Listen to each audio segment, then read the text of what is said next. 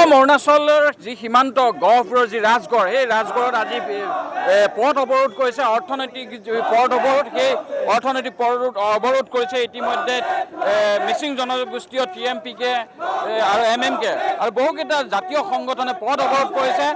যোৱা 10/8/2026 তাৰিখে ধেমাজি জিলাৰ নিমাং বদতিত অৰুণাচলৰ দুৰ্বৃত্তকে নিৰীহভাৱে বৰ্বৰ গুলীচালনা কৰিছিল দুৰ্বৃত্তই, আৰু সেই দুৰ্বৃত্তই গুলীচালনা কৰা যি নিৰীহ লোকৰ যি অত্যাচাৰ বলি হৈছিল, সেই অত্যাচাৰ বলি হোৱাৰ প্ৰতিবাদতে আজি মিচিং জনগোষ্ঠীয় জাতীয় সংগঠনসকলে ইয়াতে আহি পথ অৱৰোধ কৰিছে। ইতিমধ্যে অৰ্থনৈতিক পথ অৱৰোধ কৰিছে, ৰাতিপুৱাৰ পৰা পথ অৱৰোধ কৰিছে, আৰু যাৰ ফলত যোগাযোগ স্তব্ধ হৈ গৈছে আৰু বহু যি যান বাহন আছে, যান বাহন ইতিমধ্যে ইয়াত স্তব্ধ হৈ গৈছে, যোগাযোগ বন্ধ হৈ গৈছে।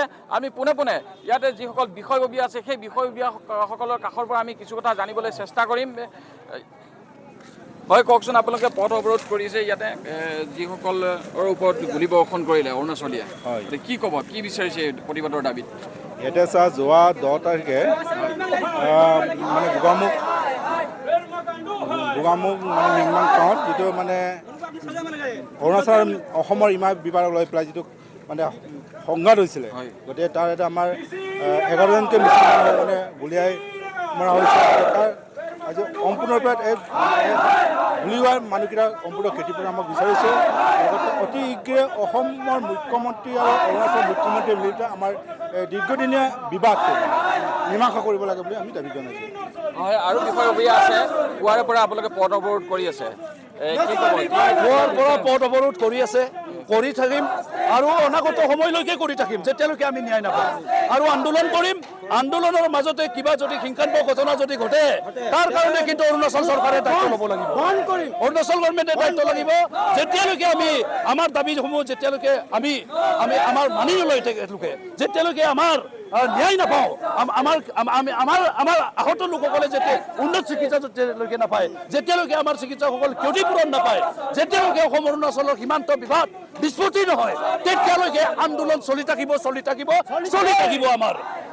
অৰুণাচল গভৰ্ণমেণ্ট হয় হয়, অৰুণাচল গভৰ্ণমেণ্ট হয় হয়, অৰুণাচল গভৰ্ণমেণ্ট হয় হয়।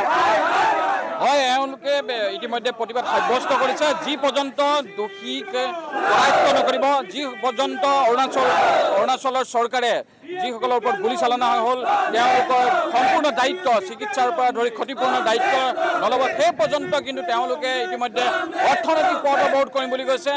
আৰু এনেদৰে তেওঁলোকে পথ অৱৰোধ কৰিছে পুৱাৰে পৰা, যাৰ ফলত যোগাযোগ বন্ধ হৈ গৈছে, যথেষ্ট অসুবিধাৰ সন্মুখীন হৈছে, আৰু ধাৰাবাহিকভাৱে তেওঁলোকে প্ৰতিবাদ কৰিম বুলি কৈছে। আৰু অসম চৰকাৰ তথা অৰুণাচল চৰকাৰলৈ তেওঁলোকে আহ্বান জনাইছে। এনেদৰে গহপুৰ আৰু ৰাজগড়ৰ যি সীমান্তৱৰ্তী অঞ্চল, যি ৰাজগড়ৰ যি পথ, গহপুৰৰ পৰা অৰুণাচললৈ যোৱা যি পথ, সেই সংযোগী পথ কিন্তু ইতিমধ্যে পথটো বন্ধ কৰি দিছে।